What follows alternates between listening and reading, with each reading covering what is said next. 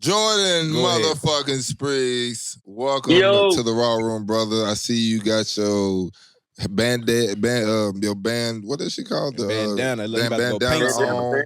No, I ain't got hair, man. I gotta protect my shit. You feel me? Yeah, he ain't got no hair. He finna go work out. He one of them niggas. But that's wonderful, bro. Welcome to the show, bro. Jordan Spriggs is one of my former teammates on this podcast, and this is what we do now. We hitting up all the old teammates, just see what they got going on, just see what the fuck popping off. First thing we want to ask you while we already on the subject, ask a white dude, what right now would you ask a white dude? We have a white dude in the building. What would you ask him so he can respond for all his delegates? Why y'all let cats on the kitchen table? Why do you let cats on the kitchen table? Great question. Dogs and babies. Wait, before he answers, you can think about it. I got an answer for you. I have a white person that lives in my home, half Mexican, half white. I also have a cat. Don't like fucking cats. She lets the cat jump on shit. I mush the cat off of everything. Cats don't listen. Don't listen, and I don't understand why, but now, boom, we got Zach here. Go. Yep. Yo, I think that's gross, but I don't have any cats. That's what's up. I don't have any cats. Zach don't have cats. He thinks that's gross. Okay. He's if you don't a have a human. cat, then why white people bring dogs in restaurants? Why do white people bring dogs in restaurants? Service dogs, right? Service dogs. Not all. No, they do not be. Not all of them. No, I think that's an actual thing. White people definitely. No, they definitely do. But white people think they can take their animals anywhere. Everywhere. Well, like here in Nashville, they make everything pet friendly. Now all the restaurants got that's because of white people, though. You're right. You're right. You're absolutely right. That's crazy. I ain't never seen C's at Piccadilly, no shit like that. I would never take C's nowhere. This nigga is psychotic. He wouldn't know how he would biting motherfuckers. Nigga. He just crazy. This is crazy. You got any other questions for Ask White Dude? No, they're my top two right there. Man, what you been up to? I got one for you. You probably get this all the time. Why they always touch the dread in black women hair? Oh, first of all, no white person has ever touched my hair. Man, you gotta be a bold white man to touch a black woman hair. I don't think my mama has ever had a white person touch her hair. I don't think my sister has. I think my sister probably violated the shit out of somebody. Whoop their ass, man. Yeah, I never had that, but why do white people like touching black people's hair?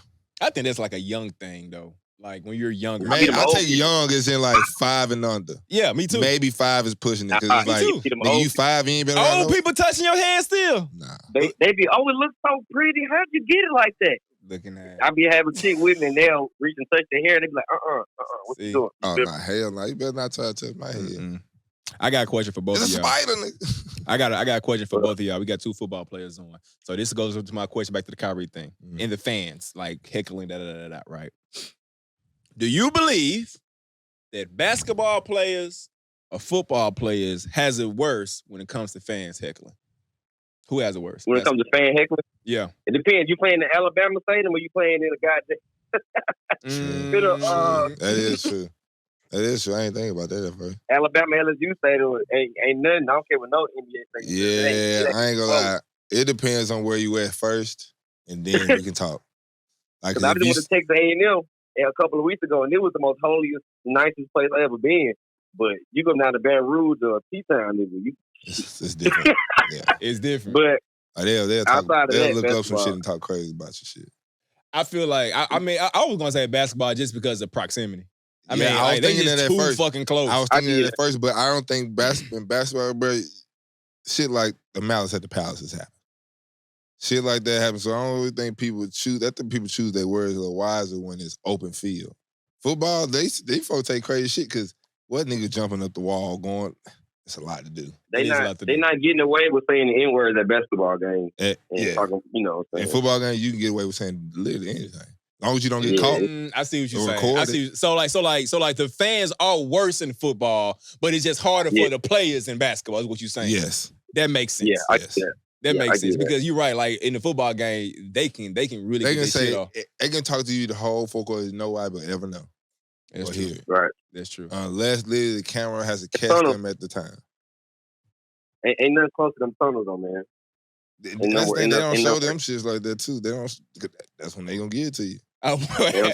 When you leaving or when you coming in here, either or. One or the other. Niggas pass by. These niggas been waiting for 2 quarters apiece. I'm gonna get my shit out today. I'm gonna let Feyzan know how I feel. Hell yeah. Fuck you. It's crazy, bro. Right. Hey, what would you say the best venue you played your college football at? The nicest stadium. I missed LSU might be the dopest experience, but Texas A&M shit super nice. See, I ain't never go to Texas A&M shit. That shit big. Texas A&M stadium, it's like it's nice. It's LSU got the best vibe. Like they shit just jumping. Like it's like another 40,000 more than Auburn got. It's big as hell. And you know Baton Rouge supposed to be wild anyway. So it's wow. I didn't play in Florida though, so that's when I never got to see. Either. Well, Gainesville. You didn't play there? Nope. How you didn't play? They came to Auburn. Remember? Were you there? Yeah, you I missed Florida. I was done. I wasn't there yet when they came to Auburn. In 12? No, that was 12. That was in 11.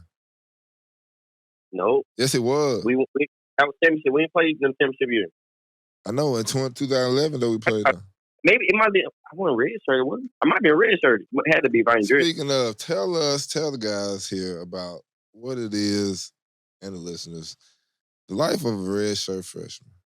And a red shirt also or a red shirt walk-on freshman. That's what I'm about to get into. Let's just go ahead to take it all the way down there. The red shirt walk-on freshman. Okay. If I tell people that, they would never do look at college football the same.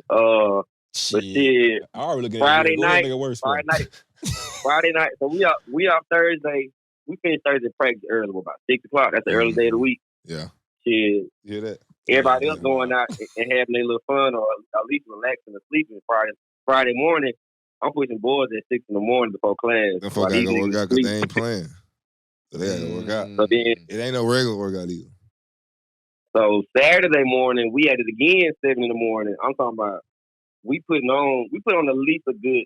If you redshirted, you not be mad you redshirt, but you gonna come out like a 15 pounds heavier than everybody. Like freshmen who play usually aren't that good a shape as the freshmen who redshirt. So we be with. Just when we had y'all, we was in there squatting 400 every twice a week just because in the season getting it in before the game. Now, and some of us dressed like I didn't dress my first year, but some people still dressed and went out or did something at least. So some of the scholarship players they would do a red shirt workout. They ain't gonna be on the sidelines and do a couple drills or something. But luckily, I didn't dress after red shirt. At least I was done. Got to go get drunk, but yeah, I was still working out at Saturday morning. Well, we were at about 6 or 7. And Friday morning at 5. Yeah. That's life, nigga. I couldn't do it. Thank God. Yeah. You only real ones come out of there because this nigga Spriggs, bro, probably one of the funniest niggas I ever seen for, bro. Yeah. This nigga's hilarious. Nigga. I'm talking about always have nigga laughing in the locker room, bro. So really you gotta almost be built for that red shirt life, huh? You got to. Mentally, bro, you gotta be built for that shit, bro. That shit ain't for the week. It'll make you hate football. It'll make you hate football or goddamn when you finish up, you ready to knock somebody's head off and never. And this nigga cute out too. Right. Oh, snap. So I got a question for you. When you warmed up, did you always do the atomic dog? Be honest. Now I shoot the hook sometimes. I want no star. You gonna shoot when you playing for real. You know, when you're on special teams, you can't be shooting the hook like you blocking hard and stuff. That's real. That's real. You know, I was on. Let's see. I did kick. I started on kick return and some punt return, and I didn't start on punt. And I did like a few kickoffs, but I never really made the big hit on kickoffs, so I couldn't hop up. You know what I'm saying? You can't do no kickoff return. I ain't that tight that's gonna flex like I'm doing something. But you did play in the national championship game, right? I was redshirt. I was redshirt too. That was in 12. No, in 13. I mean. Nah, that was only like Bebe and Sean. Only like 2 or 3. A couple was playing that game. Like me and Memphis was our redshirt. No, I'm talking about in 13, nigga, not in 10. Oh no, I was done. I finished up. You finished up same time? Yep. Man, you older than the bitch too, huh? I know. Yep. Sheesh, nigga. What else you had? You said you had something to give us, but what you got? Oh, I'm talking about. It was just a question when you asked me about the what's about the white. Oh, okay. Yeah. Do you have anything would you like to tell about Gus Malzahn? About Gus Malzahn? Or even better, Eugene Chizik. Chizik, I feel like this. Chizik was Chizik, that whole coaching staff, man. To this day, like we grown now, so I moved past it and speak, seeing whatever. But it still don't sit right to them boys that come check on our teammates and they got shot. You know what I'm saying? So that probably still to this day sticking me more than anything about Auburn. As a dude, he was an asshole. Everybody know that he was an asshole, man. He was one of them type of coaches, but he at least kept it real with you. I don't feel like he lied to anybody. You might not like what he said. He lied like a lot of times. He lied. He probably lied. A lot probably lied to y'all. Yeah. He was alright. Gus. Me and Gus had like a real serious moment one day. So I was walking out and I was on scout team and stuff, and I think it was. I think I remember that shit. It was around one of the bowl games, and he pulled me aside one day. He said, "Look," and he just pulled me out random. He wasn't even playing. He just pulled me aside. He said, "Look, I know you've been working, because that was like my second or third year, and I was still on scout team. I was just sometimes, but I was still on scout." And he said, "I know you've been working, and you look discouraged, but believe me when I say I walked on too, and I did the same thing you did. And I never got to play this, and that. And I never even got a ring for the bowl games. Just keep working." Dang. And after that, even though we had a little fallout around scholarship time, but they didn't pay me a scholarship when I was the only one playing. But I just thought, I told him straight up, I didn't feel like it was a need for me to play an extra year. They weren't gonna pay me for it when he paid like 3 other people ahead of me that never touched the field. Some of them had transferred and quit and came back, and he paid them over me. So I was like, you know what I'm saying? You tell me I'm important. You tell me I'm important to the team, but special teams and energy. But you know what I'm saying? You ain't came me no money. That's why that last year I didn't play my last year of school. But I look past. I see him. I saw him at UCF. I see there was some. I ain't gonna talk no grudges what he was busy. So it what it is. But all right, though. That's cool. Man, it be like that though. Fuck them niggas. I can't fuck that coaching, college coaching shit. I know you always say it. College coaches. Niggas always come out. Stop making these decisions. Yeah. Spriggs, we appreciate you, man. We're gonna finish this episode, man. We appreciate you fucking with us, man. Answering the phone shit. You go get that workout in, bro. All right, man. We out.